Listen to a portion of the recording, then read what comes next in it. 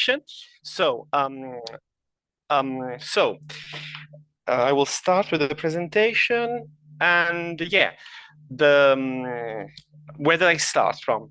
I have been doing for some time teacher training with primary school teachers who have already started working for some time, and we are a community of teachers who all are in the same area in the north of Italy, in a city province called Lecco. And these teachers have asked me in the years to provide them with a professional learning experience, especially to develop their knowledge of game-based learning. So the aims of this research, but also of a professional development experience, is to help them integrate games into their didactics. This means that teachers develop their game literacy while addressing all the practical, social, and organizational barriers that are involved with game-based learning. So, just to define the framework with which I have been working, I am of course, within a socio-constructivist perspective. And the two main theories I have been using to understand and analyze the professional development and game-based learning concerns are both the community of practice theory, but also liberation pedagogy, because I have needed to understand how not only to be in a community of teachers, but also how to foster the agency of teachers so that they can actually change the conditions with which they do teaching and learning, and so that they can face the barriers that they meet while trying to do game-based learning in their classes. This is why I have also considered a third theory that tries to blend the community of practice theory together with liberation technology, so that the idea is that teachers can transform the social realities they work within, and the other theories that I have considered are Vygotsky's, because actually all these authors I have mentioned so far actually all refer to Vygotsky as their preliminary theory. So, what is game-based learning? I'm pretty sure you all know what we're talking about here, but I think it is important to clarify that there are many different types of game-based learning that can be done. And the point is that we're trying to leverage what games can offer so that we can facilitate learning experiences, but with very specific outcomes that we desire to achieve. That said, literature in the last years, for example, Martins might know Sousa and Carla Sousa studies regarding the game-based learning barriers that teachers, but in general, all educators face when trying to do game-based learning. They are many, and they have been classified in game literacy barriers, technological and material barriers, attitudinal and behavioral barriers, but also school policy barriers. All these can make game-based learning actually very difficult to actually do in practice. So to help teachers do game-based learning, but also to face all these barriers that I have just mentioned, I decided to use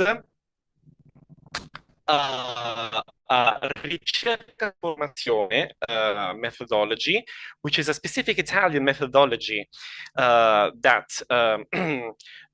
is inspired by the teacher action research methodologies that have been developed in the last 15 years.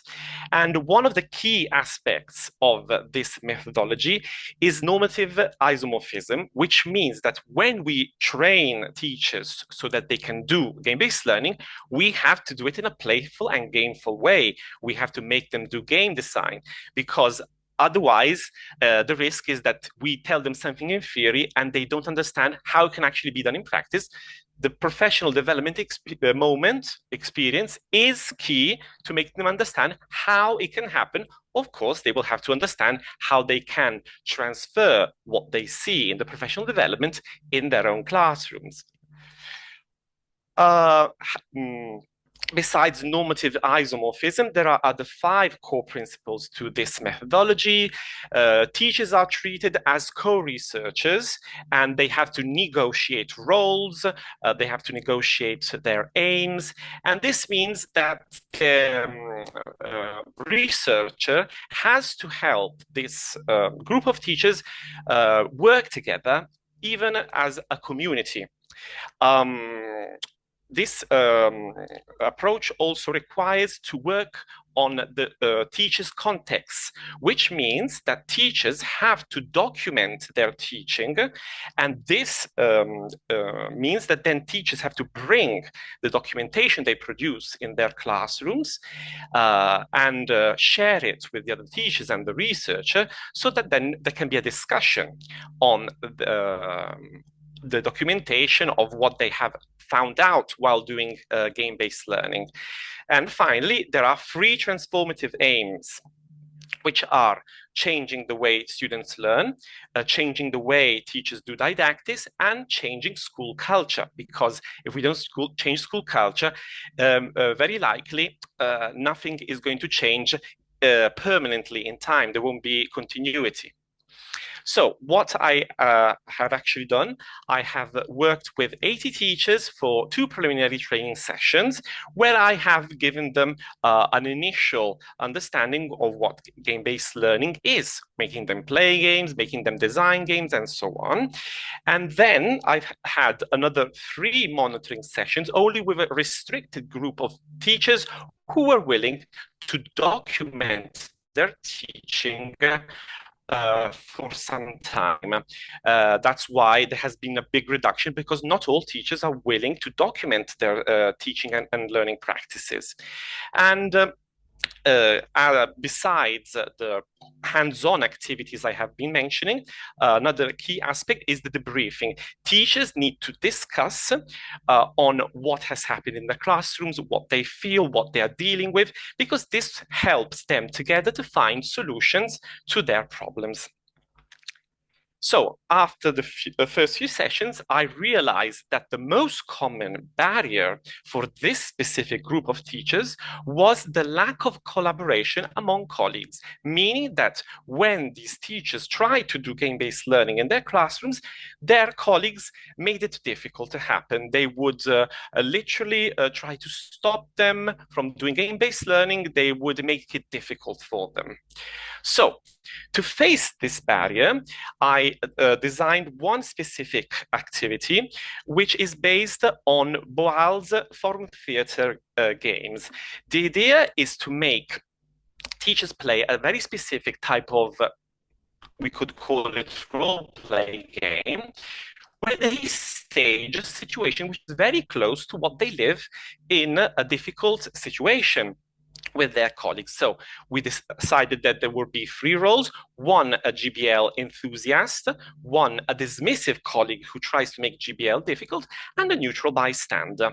And the point of this type of game where there is a staging is that the first time the teachers show the difficult situation they live in, but then there has to be a second staging, and the idea is that teachers need to intervene and kind of substitute one of the actors to try and perform a more effective way of dealing with the situation. So they can substitute either the bystander, they can substitute the GBL enthusiast, so that they can effectively face the difficult situation in a different way. Also, what helps is discussing about how these scenes can be staged differently. And Boal had designed this type of game exactly for this reason, to break cycles of professional oppression. So it fitted perfectly my my need.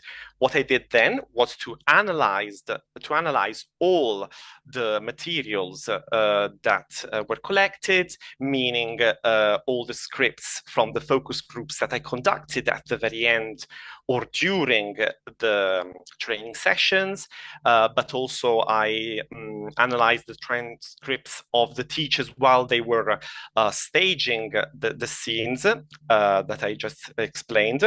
And then I used all this data to conduct a thematic analysis. I conducted a very typical thematic analysis according to what Brown and Clark suggest. One key aspect was that I shared the initial themes together with the teachers so that they could give me some insights on whether they found these themes meaningful or if they had to be changed and shifted in a different way. This way, I arrived at 5 themes and one overarching theme. I can't explain all the themes right now, but I will go into the ones that I find the most meaningful. So, first of all, teachers need to do self-work. They need to overcome idealism. Oh, I have to work in perfect conditions to actually teach. They have to overcome their experience.